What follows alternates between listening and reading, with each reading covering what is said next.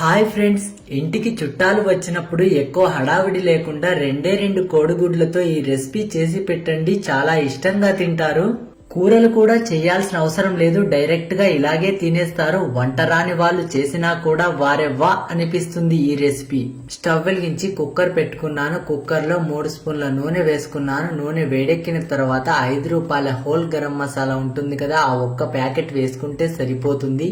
Whole garam masala వేసిన తర్వాత ఒక 2 నిమిషాల పాటు నూనెలో వేగనివ్వాలి.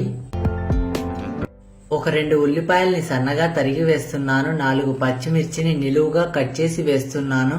మనం వేసిన ఉల్లిపాయలు పచ్చిమిర్చి ఒక 2 నిమిషాల పాటు నూనెలో మగ్గనివ్వాలి. పచ్చిమిర్చి ఉల్లిపాయలు మగ్గిన తర్వాత 1 స్పూన్ అల్లం వెల్లుల్లి పేస్ట్ వేస్తున్నాను. ఫ్రెష్ అల్లం వెల్లుల్లి పేస్ట్ వేస్తే చాలా బాగుంటుంది ఈ రెసిపీ, అందుకోసమే ఫ్రెష్ది మాత్రమే వేస్తున్నాను. 2 క్యారెట్లను చిన్న ముక్కలుగా కట్ చేసి వేస్తున్నాను. ఒక పెద్ద సైజు టమాటాను చిన్న ముక్కలుగా కట్ చేసి వేస్తున్నాను. మొత్తం ఒకసారి కలిపి 2 నిమిషాల పాటు మగ్గనివ్వాలి. సన్నగా తరిగిన కొద్దిగా కొత్తిమీర వేస్తున్నాను. కొత్తిమీర వేసిన తర్వాత ఒకసారి మొత్తం కలిపి మూత పెట్టి ఒక 2 నిమిషాల పాటు మగ్గనివ్వాలి. 1 గ్లాస్ బియ్యం తీసుకున్నాను. 1 గ్లాస్ బియ్యాన్ని 2 సార్లు శుభ్రంగా కడిగి ఒక బౌల్లోకి తీసుకున్నాను. 1 గ్లాసు బియ్యానికి సరిపోయేట్టుగా 2 కోడిగుడ్లను తీసుకున్నాను. మనం కడిగి పెట్టుకున్న బియ్యంలోకి 2 కోడిగుడ్లను కొట్టి వేసుకుంటున్నాను. ఇప్పుడు మనం వేసిన గుడ్లు బియ్యము మొత్తం కలిసిపోయేలాగా ఒక 2 నిమిషాల పాటు బాగా కలుపుకోవాలి. మనము చేసే స్పెషల్ రెసిపీకి ఇదే స్పెషల్ అండి. ఇలా కలపడమే చాలా స్పెషల్. దీని వల్లనే మనం చేసే రెసిపీ చాలా టేస్టీగా వస్తుంది.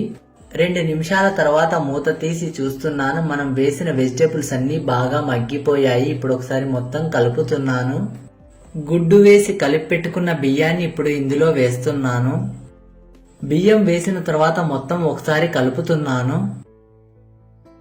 మనం 1 గ్లాసు బియ్యం తీసుకున్నాము కాబట్టి 1 గ్లాసు బియ్యానికి 1.5 గ్లాసు నీళ్లు మాత్రమే వేస్తున్నాను. కొద్దిగా తక్కువగానే నీళ్లు వేసుకోవాలి, అప్పుడే మనకు అన్నం పొడి పొడిగా వస్తుంది. కాబట్టి 1 గ్లాసు బియ్యానికి 1.5 గ్లాసు నీళ్లు వేసి మొత్తం ఒకసారి కలుపుతున్నాను. మనం ఎక్కడా ఉప్పు వేయలేదు కాబట్టి టేస్ట్కు సరిపడంతా ఉప్పు వేస్తున్నాను. సన్నగా తరిగిన కొద్దిగా కొత్తిమీర వేసి మరొకసారి కలుపుతున్నాను. కొత్తిమీర వేసి కలిపిన తర్వాత కుక్కర్ కి మూత పెట్టి విజిల్ పెట్టి 2 విజిల్లు వచ్చే వరకు మీడియం ఫ్లేమ్ లో ఉండనివ్వాలి. 2 విజిల్లు వచ్చిన తర్వాత కుక్కర్ కి విజిల్ తీసేస్తున్నాను. లోపల ఉండే ఆవిరి మొత్తం వెళ్లిపోయిన తర్వాత మాత్రమే కుక్కర్ కి విజిల్ తీసేయాలి. చూస్తున్నారు కదా, కొద్దిగా అన్నం పలుగ్గా ఉంది.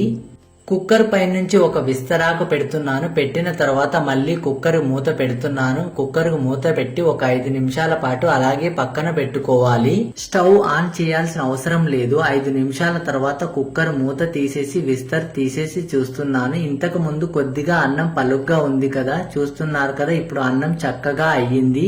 అన్నం కొద్దిగా పలుగ్గా ఉంటే మళ్ళీ స్టవ్ పైన పెట్టేసి సిమ్ లో పెట్టేస్తారు. ఇలా చేయడం వల్ల అన్నం అడుగంటుతుంది. కాబట్టి ఇలా ఏదైనా విస్తరాకు గాని కాటన్ క్లాత్ గాని పెట్టి మళ్ళీ మూత పెట్టి ఒక 5 నిమిషాలు పక్కన పెట్టుకుంటే సరిపోతుంది. చూసారు కదా, చాలా టేస్టీ అయిన ఎగ్ వెజిటేబుల్ బిర్యానీ ఈజీగా రెడీ చేసేసాం. ఎక్కువ హడావుడి లేకుండా 2 కోడిగుడ్లతో ఈజీగా రెడీ చేసుకోవచ్చు.